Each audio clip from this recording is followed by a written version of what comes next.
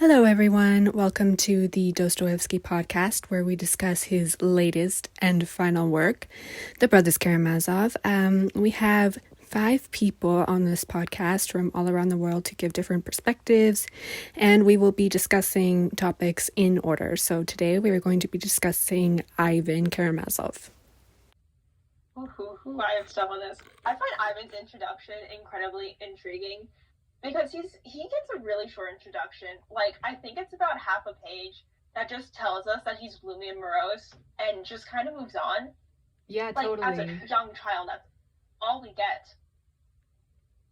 And because he lives like so separately from his brothers, you know, like he's sort of an outcast to them almost. Yeah, he doesn't like interacting with people. He actually mentions at the end of the book that he's never had a singular friend. Yeah. That's sad, actually, but so me core. That's so sad. Full name. I mean, I have you guys, so that's something. Aww. Thank you. I mean, I'm literally in someone, so in real life, that's literally so me. Yeah. It's also like Ivan, he has no friends that he acknowledges, but he definitely has a friend in Alyosha, for example, or yes, like Alyosha. There's no one else. There's no one else. Is Katya even his friend? Like, do we even know? I'm really sad about that. Katya is not his friend. Yeah. He did not end up liking her. Like, they fought all the time at the end of the book. I don't know how people thought they were going to be in a relationship. They bickered all the time. And like, because he doesn't really like show that he cares about her, so it's like, you know.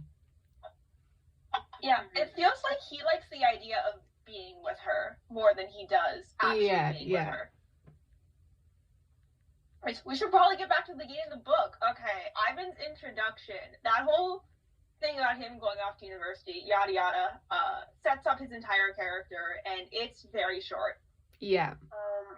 Also, I wanted to add that out of all the 4 brothers, Karamazov, Ivan is the only one who doesn't get a little description. Like, he's the only one without description of how he looks. Like, even Pavel gets one. I mean, I'm not saying that Pavel is somehow less than the brothers, but the book treats him as Boo, servant bad, and I think it's kind of bizarre that Ivan doesn't get a, like, the description. That's kind of weird to me. I don't know. Yeah, because he's supposed to be like a pretty substantial character. Yeah, I think that's kind of weird. Go ahead. Can I? Yeah. I want to say that Ivan, he's like you said, going to university and not much else being the scripture. We don't hear much about what other people think about him, except for when they're directly telling it to his face, or when Katya is being like talking about him, but it's never about. No one really understands. They see him as this secluded character, and I think that the fact that he is not being introduced more in depth or through the eyes of someone who is more sympathetic, I think it caters to how Ivan himself wanted to be perceived. I mean, his whole introduction is about this is someone who is smart. Sorry, what? It's smart. That's all his introduction is, really. Yeah. It's like he's this stereotype of the student of like, you can find students like him, university students like him in the books that are like similar. Even Boldia is like.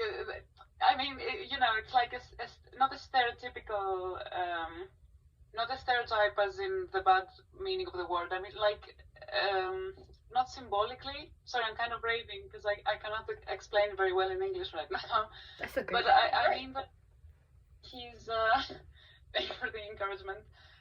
He wants to be separate and he thinks that he's moving away and going to university is distancing him from his family. And I think that the fact, like to sum it up, I think that the fact that he's not described Silence, yeah. more like more emotionally, or like we only get a few glimpses of him because this is how he wants to be perceived. Yeah. I think, like, I don't know if this made enough sense. No, total sense. Yeah. Yeah. I would also like to add that I think without like getting a description at the beginning, later on we dive deeper into his character. I think without a description at the beginning, his like epic mental breakdown at the end is way more powerful because kind of so you just discover him more through his own mind and thoughts, and I think that's more powerful. So I have so many thoughts on this because him not getting a description to me has always been more so of a representation of how Dostoevsky wants us to see him as a character, and also, as Vasiliki was saying, as how he almost sees himself. I don't think he cares much about his outward appearance, except in terms of mannerisms. He's very closed off, to the point where when he's talking with the monks, he's not saying his actual opinion. He's saying an opinion as a joke, just to argue with them. But he's not revealing what he actually thinks about the church. And obviously, me loving psychology, I've always kind of connected this back to him growing up. He was a lot older than every single other brother, with the exception of Pavel, in terms of how long he lived with his father, which was for 8 years. I mean, I'm sorry, I would, like, dealing with that goddamn man for 8 years is just a trip in of itself, right? And when he leaves, he never gets another adult figure that he ever looks up to as a parent. The only ones he has are people he goes to for money and for school, and that's it. He doesn't connect with any of them, and all they think about him is, you're smart. And he kind of takes that and says, okay, this is going to be my characteristic. And that's his entire description. Like, everything in the introduction, everything it says is just, oh, he's smart. Him at university, he's smart. Him at school, he's smart. Yeah. But we don't get any description of his personality outside of 2 words. And in my book, those words are gloomy and morose. That's all we get. Yeah. Yeah, I feel like Ivan starts to like attribute his smartness to himself. Like he feels like it's his defining trait that he should develop his smartness because everybody told him he's smart. And he decided, yeah, I'm smart. I'm just gonna develop this more because people will love me if I'm smart. I know that's how I see it. It's like he never had anybody in his life, and he thinks that being smart will help him get people to love him. He also portrays I think he wants to be loved. Like, I'm gonna be honest, I am very convinced that he fears being in any sort of intimate relationship with people. He pushes them away. He sees Alyosha and immediately leaves. Like, and he says this to him. Before he talks, he says, I am going off to Moscow after this, and I'm never going to see you again, except the moment before I kill myself. Oh my god. It's so dramatic. Yeah.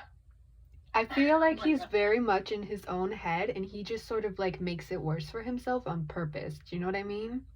Like he portrays this indifference, like he acts like he doesn't care, and then throughout the novel he's just so much in his own head that like the external forces that would otherwise affect normal people, like they don't.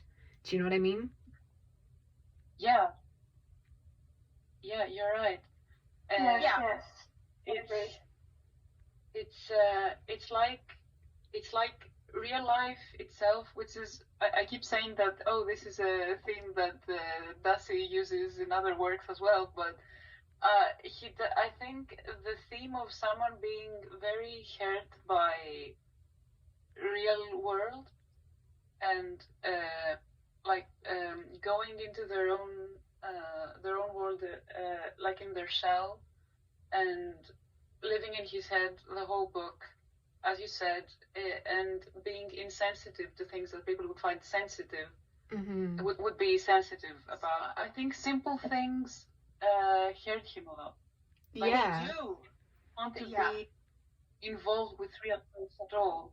I think that his whole deal about being secluded, as you said, living with Fyodor and having him as Fyodor, living with him, having someone who is so aggressively alive, like he's indulging in drinking, he has a relationship with women, and this parental or otherwise. Yeah, that must have been so traumatizing. Like, imagine that. I mean, yes, that must have been also traumatizing to Alyosha and Dmitry, but they were taken away at what, I don't know, like 4 or 3 years old, while They were 4. to be like 8 or 4, and Ivan like was 8. living through 8 years of Ivan was 8. this, it would be like traumatizing. I would get traumatized as well. I mean, come on, what the fuck? I know, No, yeah.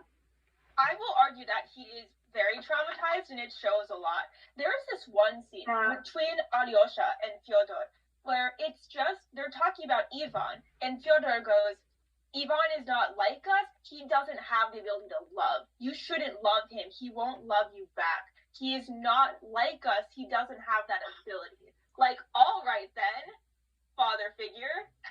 Yeah. Kind of weird. Yeah. He doesn't Who have did any this? faith in There's the him. mirror. He doesn't trust anyone. He Yeah. wouldn't go to anyone at the beginning of college for help, like with money. He wanted to be on his own and not have to depend on anyone. But can you Which blame says something him? about the relationship he had with a parent figure. I think that Ivan being cold towards everybody is like also the result of childhood trauma. Like, he was pushed away, he was alone, and thus he learned that he had nobody that would fend for him, so he just fends for himself. Yeah, exactly. Exactly. I always found it odd how he gets really defensive before he goes to the Grand Inquisitor, specifically of young children, and specifically their relationship and being hurt by parental figures in their life. I think Yes, him being definitely. so upset by that is a reflection of his own childhood. I would just like to add too that Ivan Karamazov, his ingenuity sort of affects him in his personal relationships. Katya, though she loves him, he doesn't trust her because of her past with Dmitry. So this is sort of, again, his trust issues from his childhood are coming up, and it's all just sort of a jumble in his life. And I feel like this is also the reason why he's confused about his relations with Pavel, because though Pavel looks up to him and sort of confides in him for a lot, Ivan doesn't think that he's doing anything. And though he's affecting Pavel and his life, he doesn't think that this is that personal, and I think that that gets him in a lot of trouble. So his indifference is really the defining mark of where intellect goes too far. That is so correct. That's always kind of what I've thought about that. And I feel like Ivan wants children to have I think that Ivan wants children to live a good life because he didn't get to live a good life. He didn't get to have Exactly. a nice childhood, so he wants children to be happy. Which is important too, because when you look at like the grand scheme of things, it's like hope for the younger generations, right? Yeah, we need opinions here. Specifically,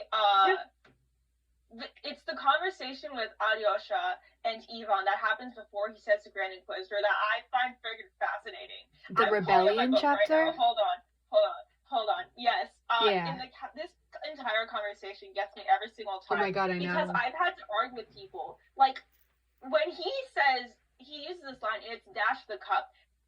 It's along the lines of, our father wants to keep that cup full until the age of 70, but I'm going to dash it before I turn 30. That to me screams, I'm going to kill myself before I turn 30. Like he wants to enjoy himself. Same, honestly.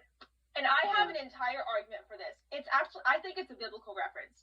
I searched this up for so long, and that I think it's referring to the cup of life.